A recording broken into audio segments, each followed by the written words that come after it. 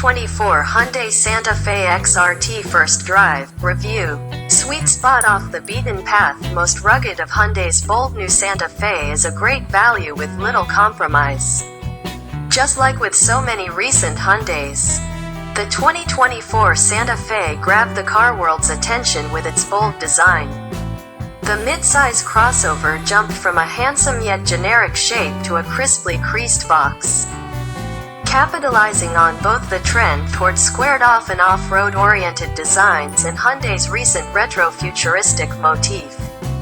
According to Kevin Kang, the head of Hyundai Design North America, the design and development process took place during the pandemic, and it quickly became apparent that customers were going to want something that looked, felt and was reasonably capable of getting them away from it all. To that end, it's evident from early sketches that ruggedness was always a key focus. That led in part to the boxy shape, but it informed the desire to offer maximum space, again, as a necessity for getting away. Theoretically, you would need space for gear, supplies and possibly for sleeping in.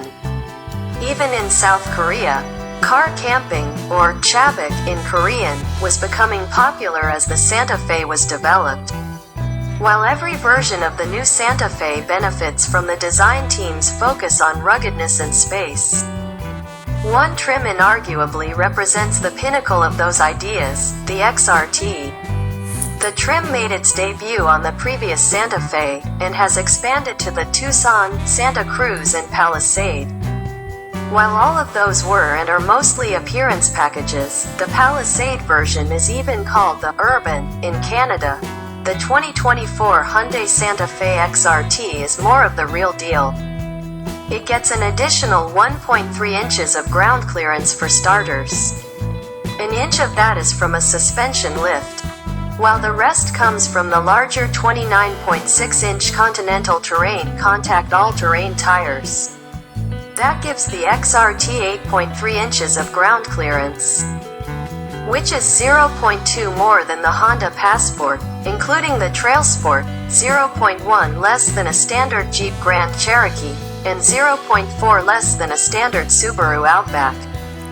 It's the same as the Honda Pilot Trail Sport. The lift also improves approach, breakover and departure angles by 1.9, 2.1 and 1.5 degrees respectively compared to a regular, non-hybrid Santa Fe. Design-wise, the XRT receives black badging all around, a unique blocky grille insert, XRT-branded leatherette seats, more versatile raised roof rails, and those all-terrain tires are fitted to unique 18-inch wheels. That provides more sidewall on top of the chunkier tread pattern. The wheels are plenty chunky themselves, with thick rims that vaguely suggest beadlock wheels. Also, while the XRT does not have a specific off-road drive mode, the traction control settings have been adjusted across the board for better off-road use, such as allowing for a bit more tire slip than normal. Hill descent control and an all-wheel drive lock button are included, the latter of which keeps the clutch pack that connects the rear axle fully engaged. Activating these features also further adjusts the traction settings. The XRT is only available with the turbocharged 2.5-liter four-cylinder, which is a very welcome improvement over the naturally aspirated 2.5-liter four-cylinder of the previous version. Like other Santa Fe's, the engine makes 277 horsepower and 311 pound-feet of torque, compared to 191 horsepower and 181 pound-feet for the old one, but the cooling system has been enhanced. It gets a higher output radiator fan, and there are larger grille openings for additional airflow. This gives the XRT an extra 1,000 pounds of towing capacity over the non-hybrid models for 4,500 pounds total. That falls short of those competitors mentioned above, minus the Outback. But it's still a decent amount for towing a small camper or toy hauler. Unfortunately, a trailer hitch is not included, unlike the Honda Trail Sports and Nissan Pathfinder Rock Creek. meaning you'll have to search dealers for an optionally equipped XRT if you're looking to tow or use a hitch-mounted rack. Like other rugged crossovers with all-terrain tires, the XRT does achieve its extra capability at the expense of fuel economy. With 19 mpg in the city, 26 on the highway and 22 mpg combined, it's 1 to 2 mpg thirstier than any other non-hybrid Santa Fe. The XRT is also only offered with all-wheel drive, and it gets an 8-speed dual-clutch automatic transmission. The XRT of course benefits from the new Santa Fe's overall redesign. It has the nifty concealed grab handles for accessing whatever you've loaded onto the roof. The extra exterior size enabled the introduction of a third row of seats, and with them folded, there's more cargo space behind the second row than before, 36.4 cubic feet up to 40.5. Total cargo space also jumps from 72.1 to 79.6 cubic feet. Even the hatch has been expanded to make it much easier to load bulky items. Height expands by 2 inches to 32, and width expands by 5.7 inches to 50.2. Just don't expect to fully utilize.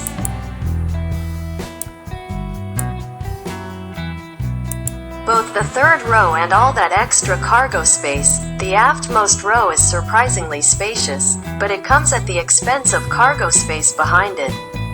You'll be lucky to carry shopping bags. Even more reason to have those better roof rails and opt for the trailer hitch, then. With all that out of the way, let's get into the actual drive. On this trip, we had access to both an XRT and the top-spec calligraphy for road driving, with an off-road course set up for the version best suited for it. To be clear, that would not be the calligraphy, as its 21-inch wheels would not have made for a good experience, and probably would have resulted in some damage. Having driven both models back-to-back on the street, we're pleased to report that the extra height in the all-terrain tires don't really change the pavement experience, at least not in any significant way. The engine remains torquey and eager, and the transmission is fairly smooth with prompt, if not split-second, shifts.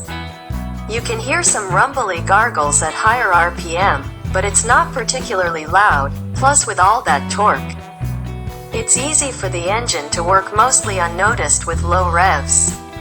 There are manual shift paddles that work reasonably well, but their real use will likely be for holding lower gears for engine braking on downhills. The Santa Fe is also rather capable in corners, with only moderate body roll and solid grip. However, the character is much more of a relaxed cruiser. That's made more apparent with steering that's not particularly quick to react and is a little light and numb. It'll hustle if you really ask it to, but the Santa Fe asks that you simply relax in the soft seats and enjoy the astonishingly massive visibility out the tall windshield. And the excellent body control with the lightly firm suspension tuning is enhanced by the extra sidewall of the XRT's 18-inch wheels that further absorb little bumps. We didn't get to drive them, but it's safe to say that all hybrids plus the SE and SEL might ride even better, as they too have 18-inch wheels, but with softer all-season rubber.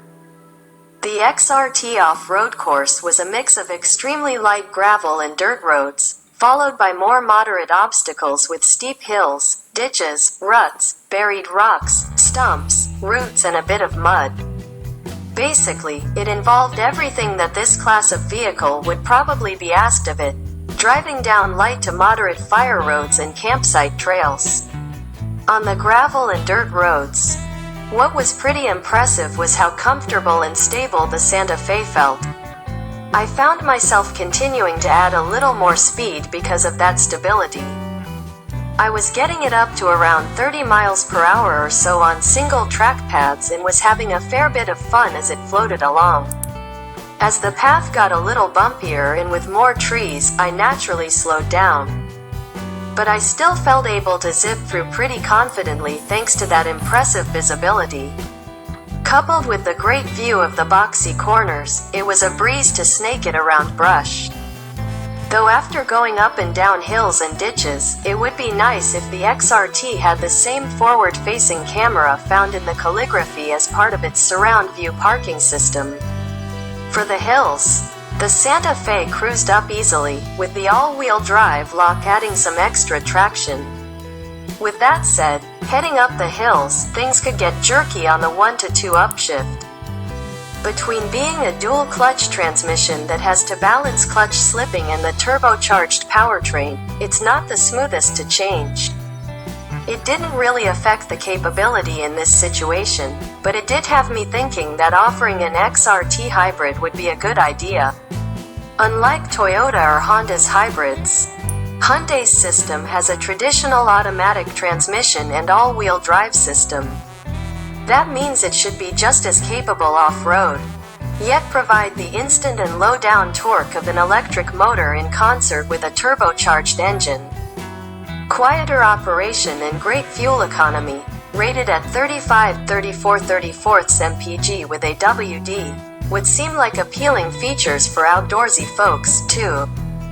The hill descent control also provided a bit of extra safety margin heading back down, though it's a fairly basic system based on your incline, throttle input, and speed at which you activate it. You can't control your speed level with paddles or cruise control buttons like with many other so-equipped vehicles. And of course, for some of the more extreme ditches, rocks and such, the extra ground clearance was very welcome. These were tracks that definitely required the added height, and you would not want to take a car down them. At $41,995, the XRT is priced quite competitively. It's about $1,000 more expensive than the cheapest turbo Subaru Outback, and about $1,000 less than a base Honda Passport or even the Santa Fe's mechanically related cousin, the Kia Sorento X Pro. Larger 3-row crossovers like the Pilot Trail Sport and Pathfinder Rock Creek are much pricier. It's packed with standard features include